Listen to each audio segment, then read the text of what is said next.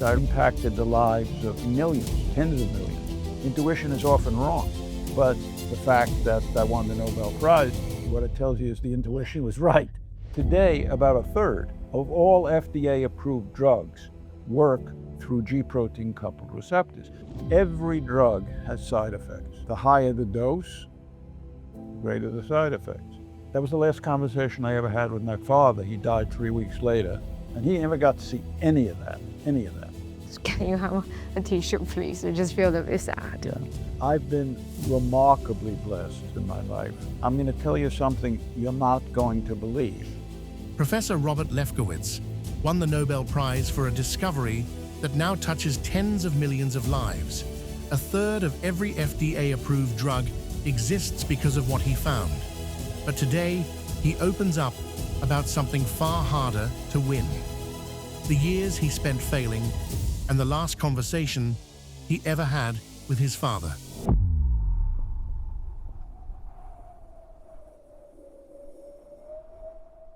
It's such an honor to have you today, Dr. Lefkowitz. Welcome to the HumanWare Project. In the day you received the Nobel Prize award, is that changed your life before and after? Yes, it changed my life in many ways. In a sense, it even changed my name because I'm no longer introduced as Robert Lefkowitz or Bob Lefkowitz. Anytime anybody introduces me, I'm introduced as Nobel Laureate Bob Lefkowitz. So it even becomes part of your name. Yeah. The other thing it comes with is apparently a license to speak at any time on any subject, regardless of how little I know about it, and be taken seriously. Those are the two, I guess, most significant ways that it changed my life. Because your study on the cell's receptors and how our cells behavior at the late 1960s is actually quite a niche subject to study. When you look back to your younger self, what you would say to him? The first thing I would say to him is, sit down. I'm going to tell you something you're not going to believe. And he would say, what is it? And I would say, you're going to become a famous scientist. And he would have laughed out loud. Yeah. And he would have said, but I don't want to be a famous scientist or any scientist at all. Really? Yes, I have no interest in being a scientist. I want to be a doctor. And I would say, well, you'll get to do that, but you're also going to become a successful scientist. And if that isn't crazy enough, here's something else for you. You're going to win the Nobel Prize. At which point I think I would have been speechless. So what intriguing you from being a physician or from being a doctor into, pursue science? So I graduated medical school, Columbia, in 1966. The Vietnam War was raging. There was, in addition to the lottery draft for all men over 18, there was a doctor draft. This was not a lottery. Everybody was drafted upon graduation from medical school. You were deferred till you graduated medical school.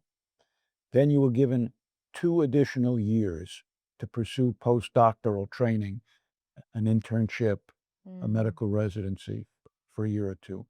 And then you went into either the Army, the Navy, the Air Force, or the United States Public Health Service. Yeah.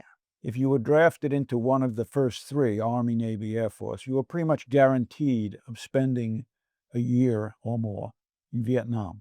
Nobody wanted to do that. It was a very unpopular war. Many of us thought it was at least immoral, if not illegal. And so everybody was trying to find a way out. One way out of serving in Vietnam in support of the war was to be drafted into the Public Health Service. If you were able to get a commission in the Public Health Service, you stood a chance of being assigned stateside. Okay. And better yet, if you were really fortunate, being assigned stateside to one of their research institutions like the NIH or the CDC. Yeah. So it was extraordinarily competitive to get those commissions. Because I always was a very good student and had gone to good schools, I was able to get the commission in the Public Health Service. and was assigned to the NIH for 2 years. There, I spent about 20% of my time taking care of patients in what was called the clinical center. These were research patients. And 80% of my time doing mentored research. I was there doing that research not because I was particularly interested in becoming a scientist. I was there because it was the best of several options open to me at the height of the Vietnam War. And initially, things went very poorly. Okay. For the first year or year and a half of my 2-year stint, I met with no success. Yeah. This was a new experience for me. I had never failed in a prolonged way at anything I had ever tried in my life to that point. But now I failed over and over again. So I made arrangements that at the end of my 2 years, I would leave the NIH, finish my clinical training at the Massachusetts General Hospital in Boston, and then I thought either go into practice or have some kind of clinical professorship at a medical school. Yeah. But during the last 6 months at the NIH, my work started to yield some fruit. And Okay. I actually published a couple of papers and was starting to enjoy it. My mentors importuned me to stay and continue the work, but I wasn't enjoying it that much. So off I went to the Massachusetts General Hospital in 1970. And for the first 6 months, I threw myself into full-time clinical work again, no research.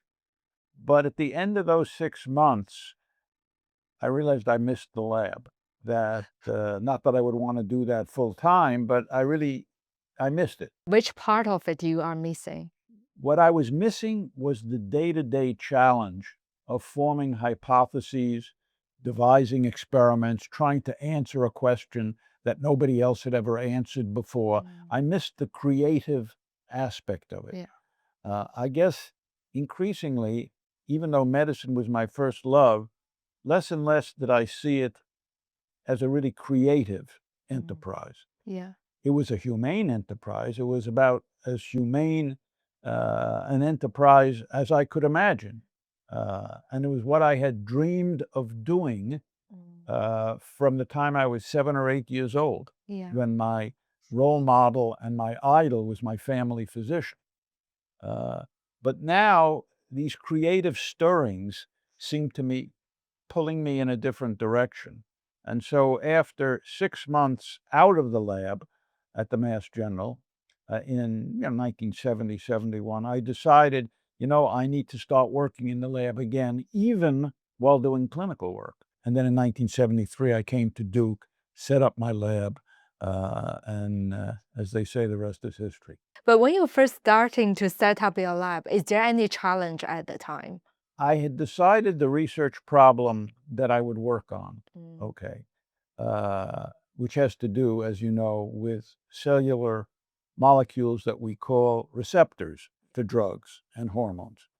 At the time, there was no general consensus that such molecules even existed. Can you tell us, because this technology and this discovery not only win you a Nobel Prize, but it also helps millions of people with our everyday life. So if we bring those science into our everyday life, what are those receptors doing? Why that matters to us? So receptors are sites on cells with which drugs and hormones interact or combine to initiate their actions, okay? Think about it as a lock and a key. So the lock is the receptor, okay? To fit that lock, a drug or a hormone needs to have a complementarity in its structure to fit into the lock, just like a key. Let's take a specific example, adrenaline, epinephrine, okay? I chose that as my model system. Epinephrine, everybody knows, stimulates the heart, makes it beat stronger, faster, dilates the airways, etc. But in order to start those actions, it has to fit into a specific site on the cell that recognizes it. That site is called a receptor, and it's called an adrenergic receptor from adrenaline, okay? So I set out to prove there was such a thing. But of course, there was no way to measure But these things. there must be a lot of voice says otherwise, right? There must be not a lot of evidence. How do you know it was right to study? Well, intuition plays a very big role, okay? There were pieces of evidence that suggested that there must be such receptors. Not conclusive at all, or people would have believed in them. What were some of these pieces of evidence?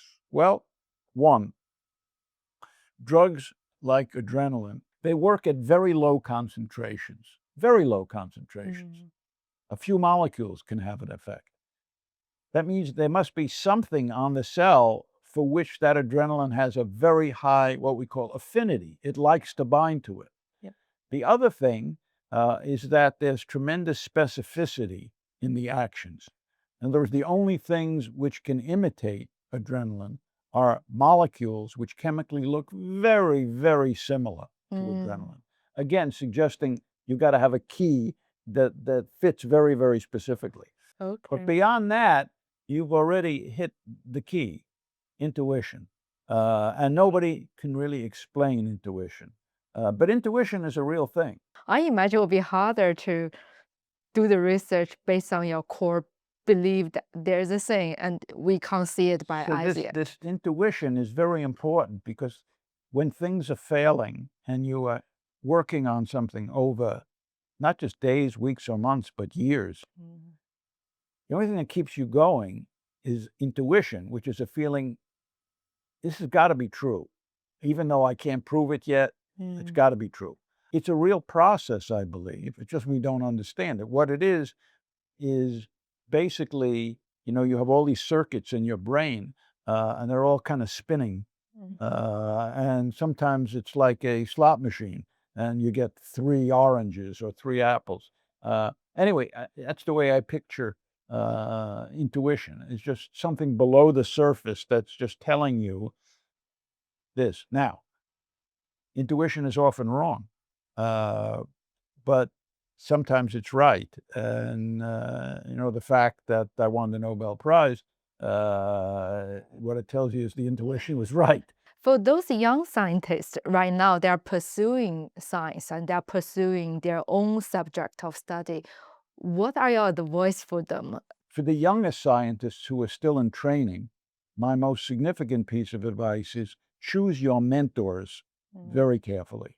Your mentors are much more important than where you go to school, etc. I mean, young people think that, I got to go to school here, I've got to go train at this place.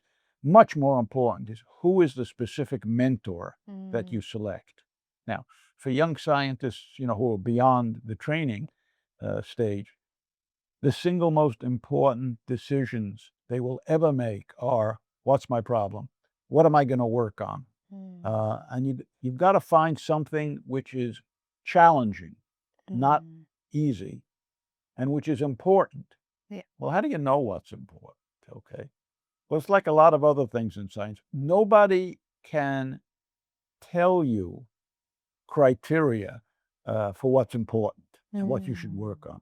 The only way you learn that kind of judgment is by watching your mentor. If you've chosen a that's good true. mentor and sort of lived in their laboratory for a few years, over and over again, you'll have the opportunity or the privilege to see what do they choose to work on. When do they decide to pursue something? When do they brush it off? And how do they make those decisions? They themselves wouldn't be able to explain it to you, but they can demonstrate it to you, and they do on a day-to-day basis if you pay attention. So it's an experiential process.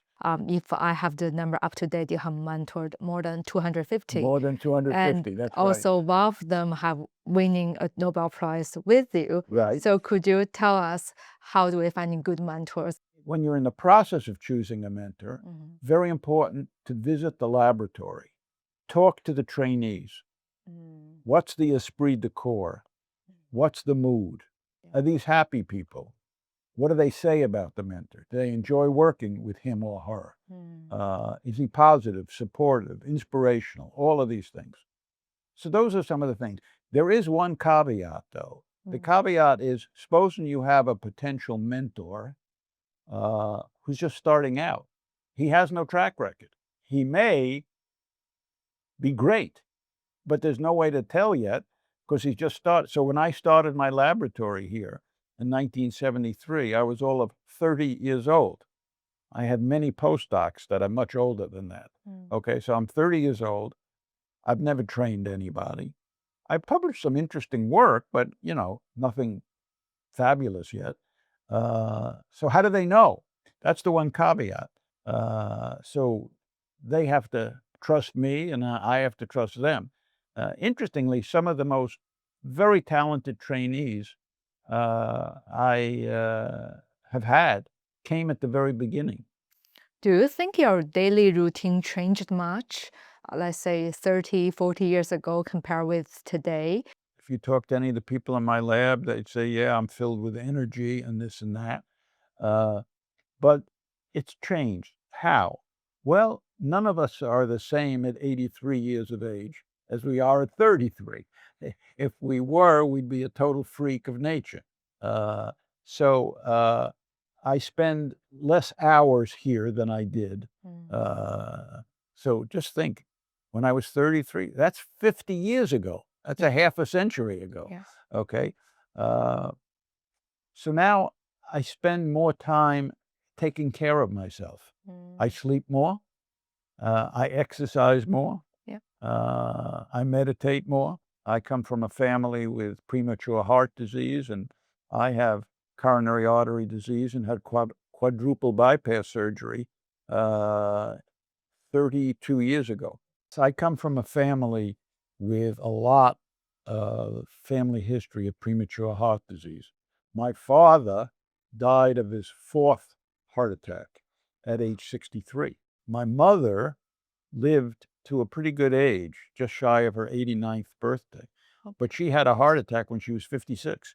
And her mother died of a heart attack at 60. So I had a lot of heart disease coming at me. And I always knew this.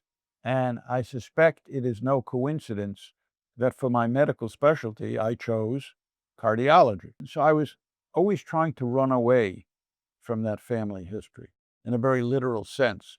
If you look around my office, you'll see several pictures of me running, okay? There's one, I think, behind me up here. I spent all my years between late 20s and maybe 15 or 20 years ago doing long distance running, in a very real sense, trying to run away from my history of heart disease. It helped in the sense I never had a heart attack, but I developed angina at about age 50, which was the same age my father had his first heart attack. Yeah.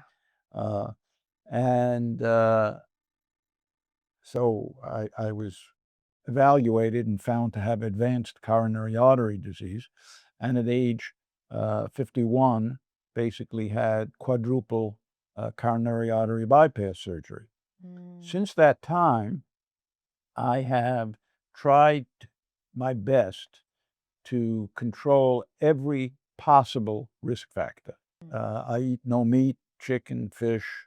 I do take a fish oil supplement. So it's all plant-based, protein derived from beans, peas, lentils, legumes of various kinds, nuts, lots of nuts, whole grains, lots of fresh fruit and vegetables. But that's all I eat. I maintain my weight at ideal body weight. So I exercise on average an hour, 7 days a week. And I sleep about 8 hours a night. So the days when I could be in by 8 a.m. Are long gone because, well, I'm busy in the morning for several hours with all this.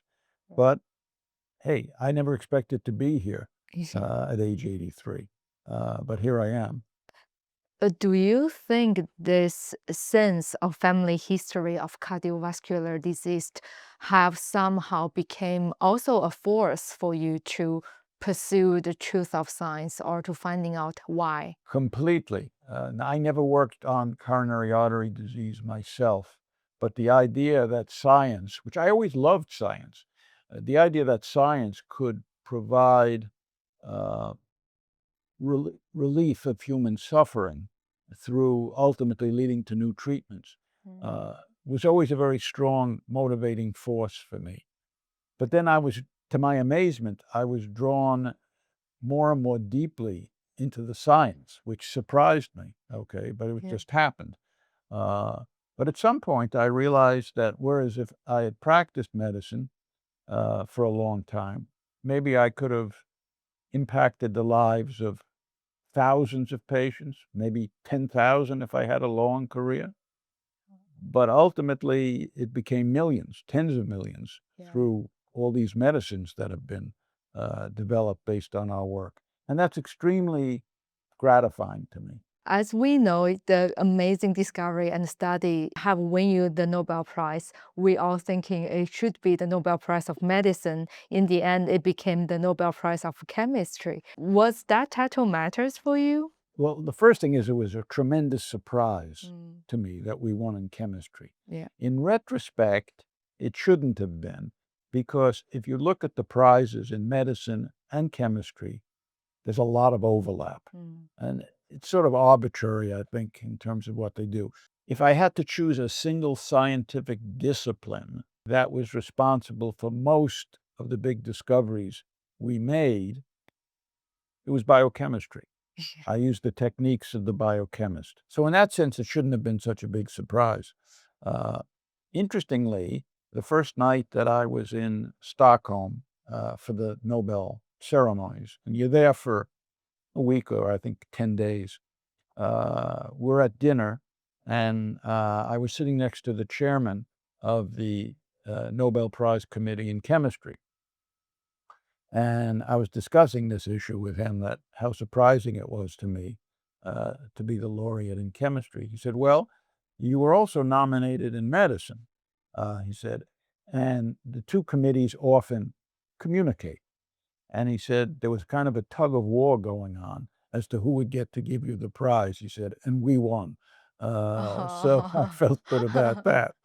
So yeah, whether it was medicine, chemistry, so fine. And there are many other examples of chemistry Nobels really could have just as well been in medicine, and many medicine Nobels really were pieces of biochemistry. What is GPCR, and also what is like that part of cells receptor function like in our day-to-day life?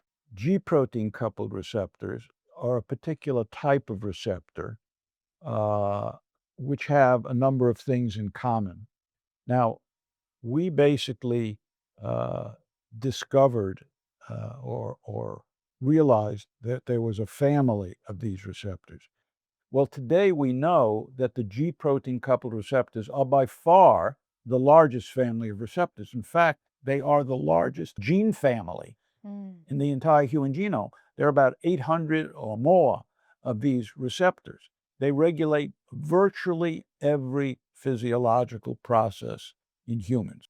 You can name something. I mean, it doesn't matter what: breathing, digestion, genitourinary function, reproduction, everything is through that.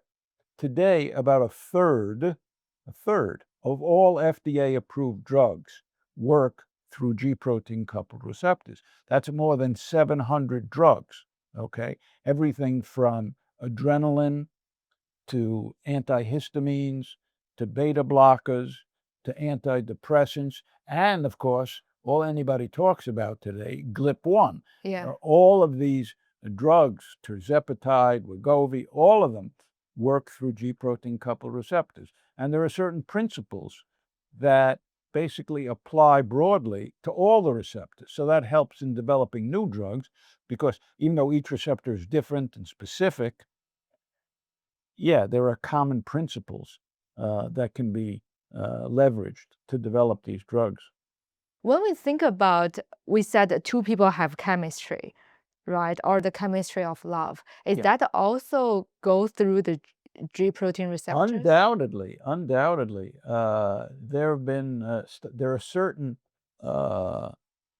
receptors. I mean, prolactin is one, Dopamine is always talked about dopamine and dopamine receptors in reward, good feelings, etc. Most human behaviors and even diseases are regulated not by a single gene, but by hundreds of genes. Yeah. Okay. And so, yeah, would it not surprise me if basically a whole series of single mutations in genes put together would lead to changes in morality and behavior? No, it wouldn't surprise me at all. Even the commonest of diseases, for the most part, are caused by not one or two or three genetic abnormalities, but hundreds. So if you say, what's the genetic cause of diabetes? We have no idea. What's the genetic cause of coronary disease? We have no idea. Now, there are individual cases where, for example, somebody has a single mutation that makes their cholesterol go sky high. That's not what I'm talking about. But something like personality, just think how complex that is. What do you think about gene therapy? Like, can we as a human really edit our gene to have, let's say, better genes? Definitely. This is certainly not a field that I have any expertise. Techniques are just becoming available now. Scientific discoveries led to a gene editing treatment, which has now been used, where they can basically edit a gene. This gene editing technology for sickle cell disease has been approved by the FDA. And when we talk about GLP-1, how does GLP-1 work? Why some people, it just seems very difficult for them to lose weight. For some people, maybe they also eat a lot, but they don't put on the weight so easily. How do they work? I'm not sure that anybody knows. It started off as a very simple story. These hormones are referred to as incretins, okay? And they basically were secreted by the GI tract, so they're hormones in that sense, and they basically bind to receptors in the pancreatic cells, the islands of Langerhans, which make insulin, and they basically work together with insulin to promote insulin secretion. Okay, and that's why they were originally developed and used in diabetes. I mean, they seem to be working. I know somebody who's trying it for long COVID. It's being used in heart disease. They're even talking about the fact that it may have amazing effects to interdict alcoholism and other substance abuse things. Unbelievable. So it's turning out that there are receptors for these molecules all over the body. Yeah. Okay, so we're just in the infancy of understanding how that works. Yeah. What about the histamine resistance and also people slowly develop the allergies? For example, I'm living in London. I have a lot of friends who develop the hay fever. So they probably first a few years into the UK, they're fine. But maybe the year 10, year 11, they start to have this hay fever every spring. What happened to them? Well, there have been huge advances in the treatment of allergy and eczema and things like that. Uh, these work, interestingly, not so much through G protein coupled receptors, but through a whole other class of what, in a sense, are hormones. They're called cytokines. These are molecules that are made by lymphocytes, for example, or other kinds of white blood cells that basically lead to the production of certain kinds of antibodies. We don't need to go into but IgE and other kinds of antibodies, which stimulate things like histamine release, etc. So yeah, I would say that there's reason for optimism for people suffering with allergies, but they need to talk to the right doctors. They need to see allergists. An important concept in clinical therapeutics is the following. Every drug has side effects. Every drug. The higher the dose, the greater the side effects. Some drugs have more side effects than others. There are two types of side effects, off-target and on-target. Off-target are almost impossible to predict, but the more common thing are on-target side effects. And it brings up an interesting thing is, even though we call them side effects, they're not really side effects. They are, another term that's used is adverse effects, because in general, when we give a drug, we're giving it because it has an effect that we want, but it also has lots of other effects. One of the biggest complications with antihistamines is they made you very sleepy. And this was, things like Benadryl and pyrobenzamine, the first generation antihistamine. This is because they cross-reacted with other GPCRs, like what we call cholinergic receptors and other receptors in the brain. But now there's a whole new generation of non-sedating antihistamines, which are more specific, and some of them don't even cross the blood-brain barrier. Let's talk about your book, because it was so fun, and it really reminds me of Mr. Feynman. And could you tell us why you named A Funny Thing Happened on the Way to Stockholm? First of all, a comment or two about Feynman, who was also one of my many heroes. I've read some of his books and lectures, and like Feynman, I guess I'm kind of a raconteur. I like stories, I like to tell stories, I like to hear stories. And for the past more than 50 years, I've been telling my stories to all my fellows and students, etc., and they often take them away. And so over the years, there was a growing chorus of voices saying, Bob, you need to write up your stories. Why don't you write a book with all your stories in it? I never would have done it. But then one year, about 5 or 6 years ago, one of my former trainees, now a well-known professor at Emory, professor of pharmacology, Randy Hall, propositioned me. He said, look, why don't we imitate what Feynman did? You remember, he got one of his former students, now a professor, to work with him. He told his stories to this guy, and then the guy helped him write them up. So I said, well, if you're willing to do some of the heavy lifting, I'll tell you the stories. And so we started. And so every week for about a year, we would talk for about 2 hours. He would record my stories, and I tried to tell them chronologically in terms of my life. He would then try to shape them into a narrative. For a year or more, year and a half, we worked on it. And the book is what we came up with. As I guess you've already gathered, one of the defining characteristics of my personality is humor.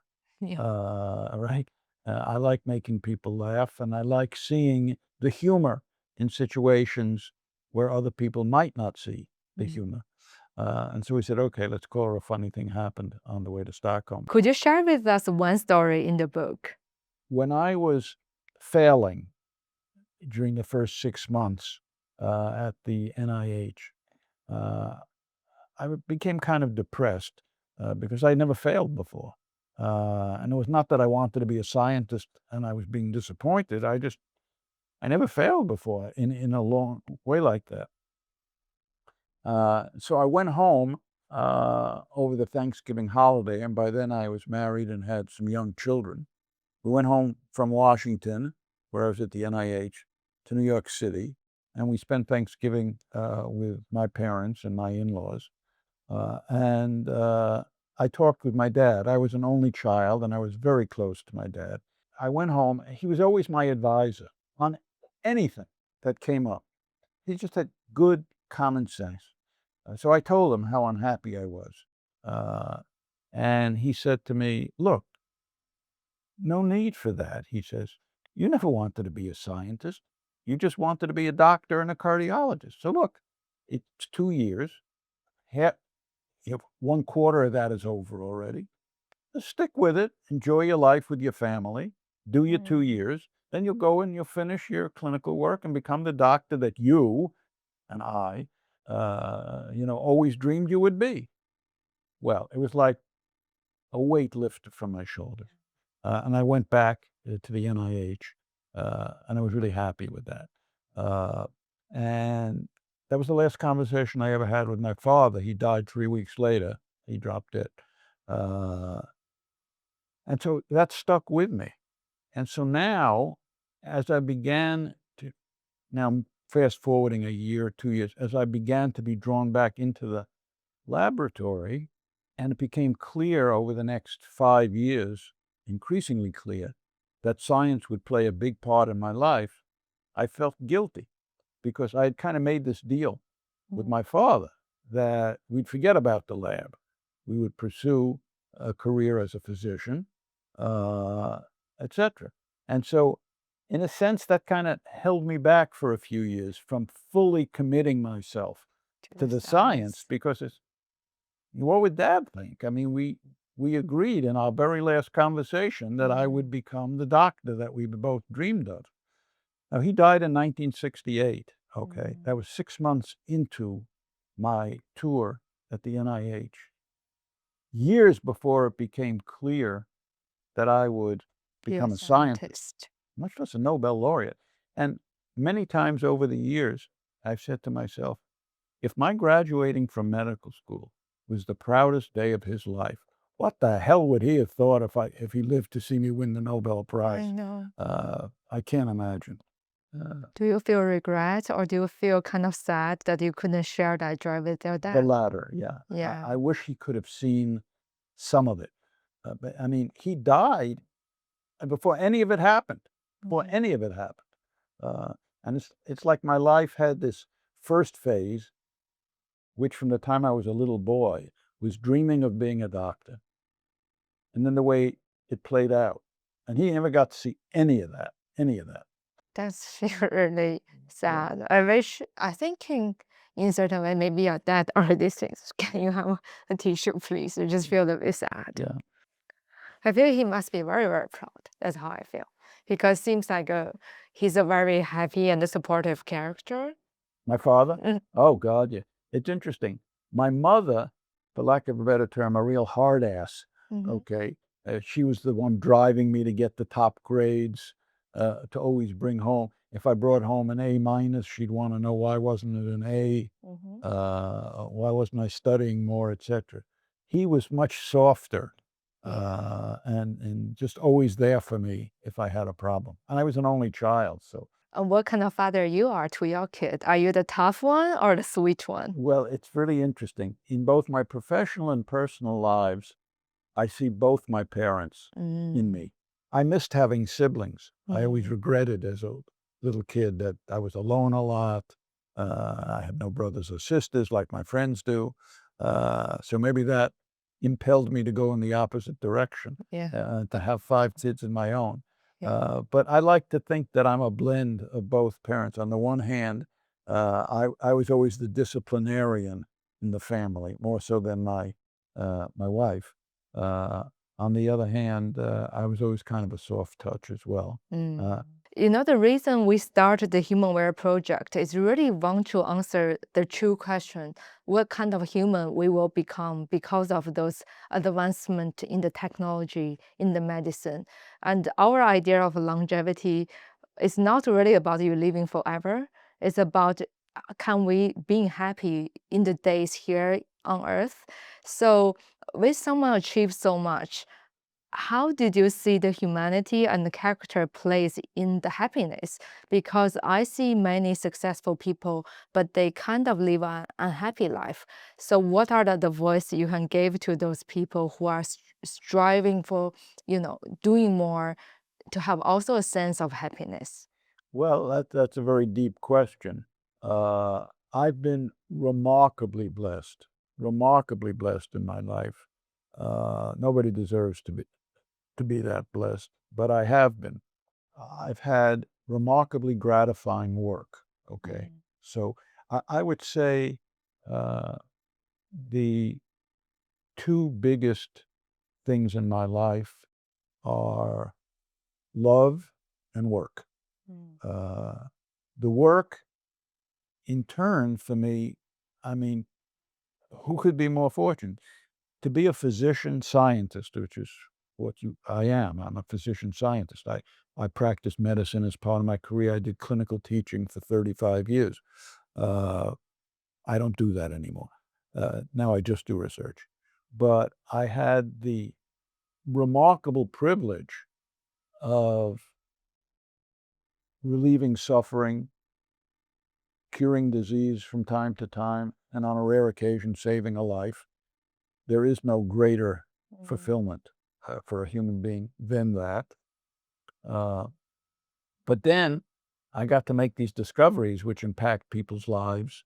And that alone would have been the ultimate reward for the work, but instead they get prizes and recognition, etc. And then the love. I've been married twice. My wife, Lynn, and I have been together, just had our 35th wedding anniversary. Congratulations. I have 5 very loving children and 6 grandchildren and great relationships with them. So I would say love and work is what it's all about. And what are the best advice you have been given by your mentors? My main mentor at the NIH was a guy named Jesse Roth. Okay, he believed in receptors at a time when there was no proof that they existed, and he kind of got me thinking about receptors. So Jesse passed away about 6 weeks ago, 8 weeks ago, at age 92. Yeah. But Jesse had all these crazy pieces of advice. One piece of advice he gave me was to try to focus in life and not to try to do everything. Because I remember when I was interviewing with him, he said, "What do you want to do in life?"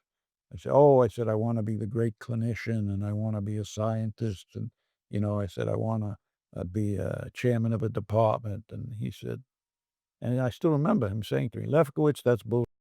He says, "You can't be super great at all of those. You're going to have to find one thing to sort of focus on." Another piece of advice he used to give me was, whenever he'd hear somebody talking about what they want to do with the rest of his life, he says, "Look, you can't plan the rest of your life." He said, 5-year packages. Don't think more than 5 years ahead. Figure out what you think you want to do for the next 5 years, and then you can reevaluate it. But don't try to plan your whole life. I thought that was a pretty apt piece of advice. Today, AI seems like an unavoidable topic. What's your thought in AI and also our advancements in science, in biochemistry? I find, for the most part, they're pretty good. And I can seek out information and even sophisticated analyses of problems. But the big caveat I have, and others have, found this, is the hallucination thing. They Oh, they yeah. they just make stuff up. Yeah. And so you got to be very careful, because if you don't know the right answer and you're relying just on the AI, you may go down. I remember the very first time that I ever heard anything to do with AI, it was a few years ago, when a very famous scientist came here to give a lecture. And one of his former postdocs, now a professor here at Duke, was called upon to introduce him for his lecture.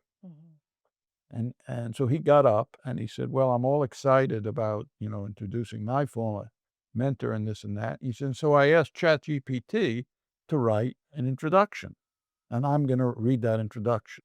And he read it, and it was great, and sat down, and the professor gets up. He says, "Well, that was an absolutely wonderful introduction." He says, "However, there were 3 egregious errors in it. 1, I didn't go to school here. 2, I didn't grow up in this city. And 4, I didn't get my degree from this." So again, you got to be suspicious. But I do think it's going to change so many things. I mean, in the practice of medicine, and I no longer practice medicine, but many of my closest friends are practicing physicians. And it's amazing. It takes the history for them. It organizes it does the write-up for them. It helps them with differential diagnosis. I mean, it's a whole new world. I really wonder what the occupation of being a physician will be like in 20 years. I can't imagine. In the 5 years package, what are the things you're most exciting about in the world of medicine and biochemistry? The things I'm most hopeful about is breakthroughs in two areas. One is cancer. There have been so many breakthroughs, but I keep hoping for some more fundamental understanding in the basic mechanisms of cancer that may lead to more generally applicable treatments, okay, which we don't have now. It's all very much case by case. And the other is dementia. I see so many friends and colleagues my age, I'm 83, already suffering with dementia or having died with dementia. We know a lot, and there are many different kinds of dementia. We know a lot more about it than we used to. And there have been real scientific advances, but we need some breakthroughs.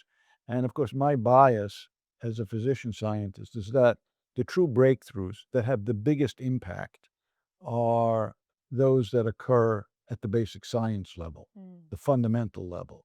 And then they can be translated and moved further down the line. But the true breakthroughs that are going to influence the maximum number of lives occur back here at the most fundamental level of understanding. Thank you for your time today. My pleasure indeed.